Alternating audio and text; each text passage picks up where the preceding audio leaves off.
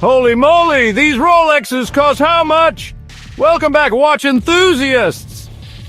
Today we're diving into the world of luxury with the top 10 most expensive Rolex watches ever made. And let me tell you, when I say expensive, I mean we're talking about prices that could buy you a house, a fleet of cars, maybe even a small island. It's absolutely bonkers, but it's not just about the price tag, right? It's about the story, the history, the craftsmanship, and sometimes the sheer audacity of these timepieces. So buckle up, because this isn't just a list. It's a journey into a world where time isn't just money, it's a fortune. So I was thinking, what makes a watch worth millions?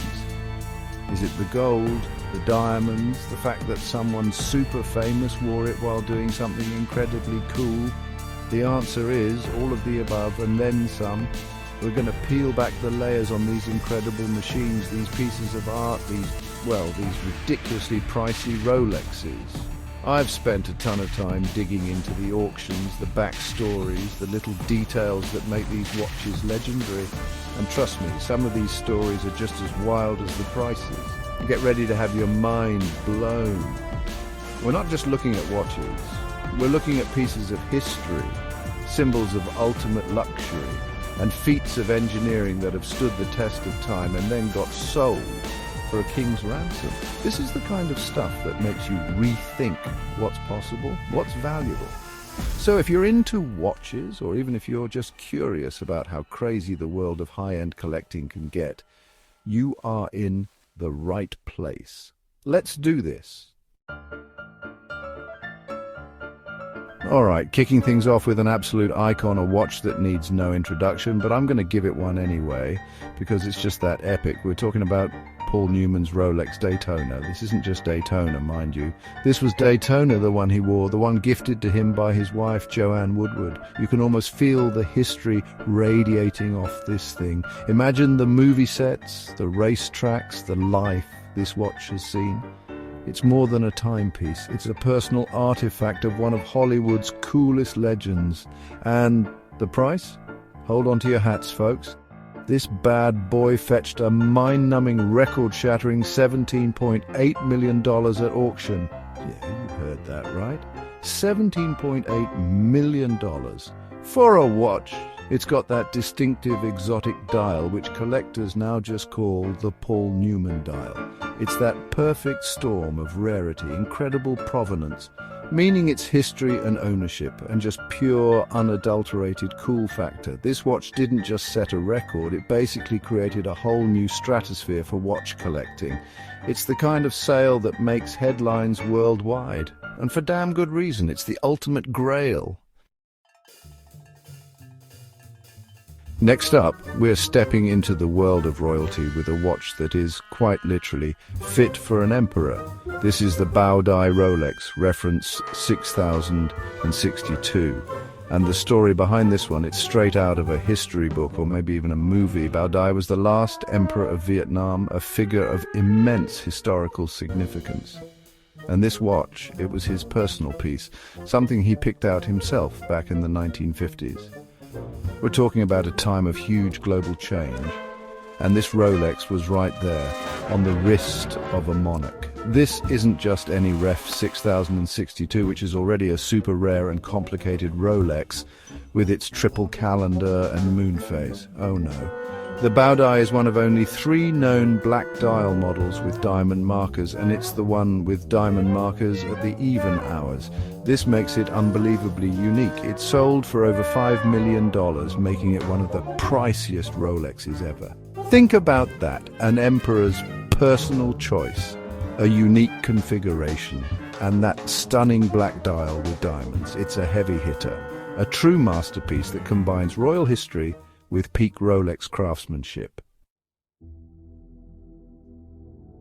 Okay, so we've seen historical significance, we've seen celebrity provenance. Now, let's talk about sheer unadulterated bling. I mean, we're going full-on Liberace with this next one. It's the Rolex GMT-Master II Ice, and when they say ice, they are not kidding around. This watch isn't just adorned with diamonds, it's practically of diamonds. Or at least it feels that way. Every square millimeter of this thing that could be covered in precious stones is covered in precious stones. We're talking 18-karat white gold and then just an avalanche of brilliant and baguette-cut diamonds. The dial paved with diamonds in a wave pattern. The bezel, more diamonds. The bracelet, you guessed it, completely encrusted. This is the kind of watch that doesn't just tell time. It screams, I have an astronomical amount of money and I'm not afraid to show it. The price tag for something like this hovers around $500,000, but honestly, with custom pieces, the sky's the limit. It's a statement piece, a testament to Rolex's ability to go over the top with luxury when they want to. It's dazzling, it's outrageous, and it's undeniably expensive. Chapter 4, the one-of-a-kind Daytona. They call it the Unicorn. Get ready for a watch so rare, so mythical, they literally call it the Unicorn. This is the Rolex Daytona reference 6265 Unicorn. And the name isn't just a cool marketing gimmick, it's because for the longest time people didn't even believe a white gold Daytona from this era could exist. Most Daytonas from the 1970s were stainless steel, with a few in yellow gold. But white gold, that was unheard of, almost a legend. Until this one surfaced. Can you imagine the buzz in the collector community when this thing was confirmed? This watch is believed to be a unique piece, a special order made in 1970 and delivered in 1971. It's the only known vintage Daytona manually wound chronograph cased in 18-karat white gold. Think about that. A singular example, that level of rarity automatically sends the value through the roof. It eventually sold for a staggering $5.9 million.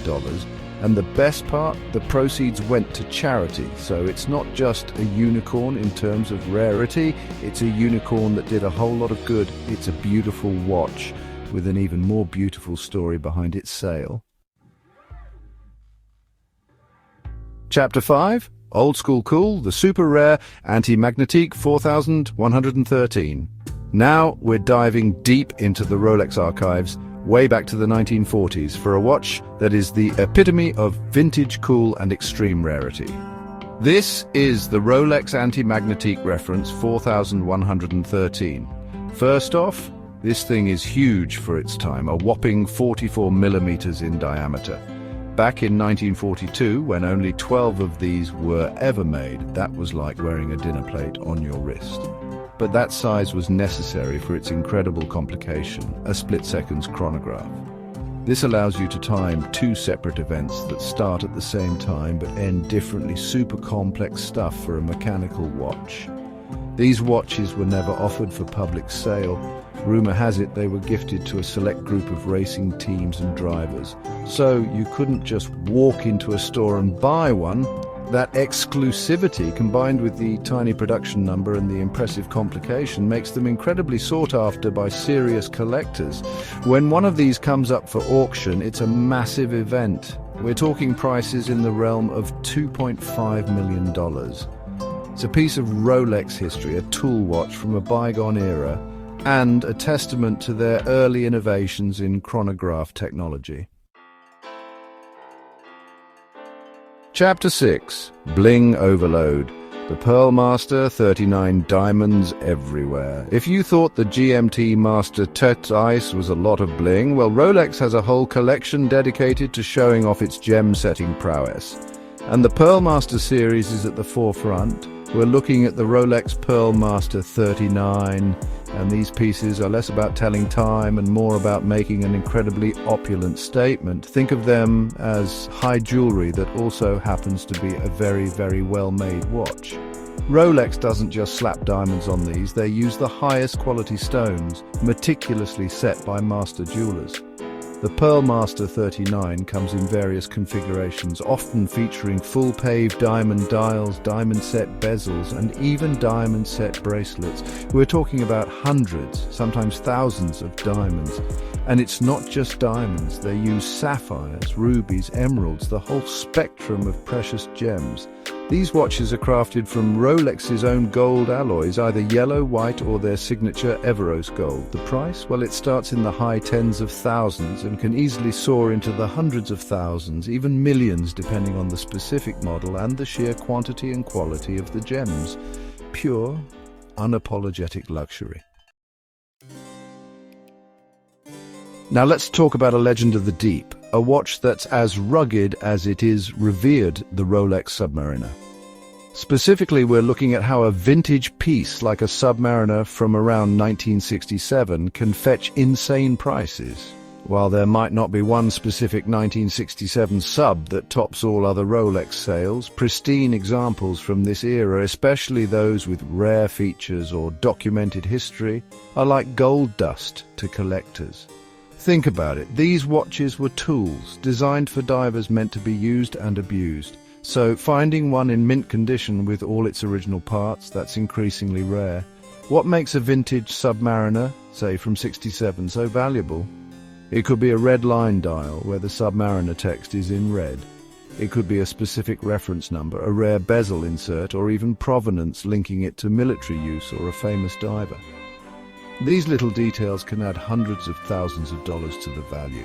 Collectors go nuts for originality and condition.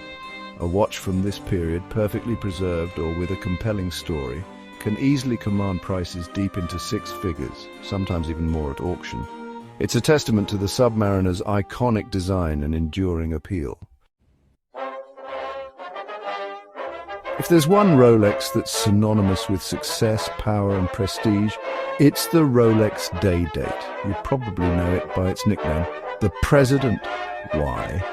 Because it's been the watch of choice for countless world leaders, CEOs and influential figures ever since it was launched in 1956. It was the first wristwatch to display the day of the week spelled out in full along with the date. That was a big deal back then, and it's still a hallmark of this iconic model. It's only ever made in precious metals, gold or platinum. No steel presidents here, no sir. The Day-Date isn't just about its features, it's about what it represents. It's a status symbol, a quiet, or not so quiet, depending on the version, declaration of achievement. While a standard new Day-Date is already a hefty investment, some vintage pieces, or those with unique dials, think stellar dials with vibrant colors or rare gem set versions, can fetch incredible sums. We're talking hundreds of thousands, sometimes pushing towards the $1 million mark for truly exceptional examples. It's the watch that says, "I've arrived," and it does so with unparalleled Rolex elegance and authority. We circled back to the Daytona, and for good reason. Beyond the legendary Paul Newman, the Rolex Cosmograph Daytona in its various forms continues to be one of the most sought-after and consequently most expensive watches on the planet. Whether it's a rare vintage reference or even certain modern stainless steel models that have insane waiting lists, the Daytona is king. It was born from motorsport, designed for racing drivers to time-lapse with its chronograph function and tachymetric scale. That connection to speed and performance is baked into its DNA. Collectors obsess over tiny variations in vintage models. The font on the dial, the type of pushers, the movement inside. These details can mean the difference between a $50,000 watch and a $500,000 watch, or even more. And even the new ceramic bezel steel Daytonas. Good luck getting one at retail. The secondary market prices are often double, sometimes triple. It's a phenomenon. The demand for Daytonas, both old and new, just seems to constantly outstrip supply, keeping those values sky high. It's a blend of iconic design, rich history, and that undeniable cool factor that just resonates. Rounding out our list, we're hitting the high seas with a watch that's as bold in its design as it is in its function, the Rolex Yacht-Master II. This isn't your subtle dress watch, oh no. This is a big, chunky, incredibly complex piece of horological engineering designed for competitive sailing. It features a programmable countdown timer with a mechanical memory. specifically for regattas. That ring command bezel, which interacts directly with the movement, is a serious piece of Rolex innovation. It's a tool watch, but for a very, very luxurious sport.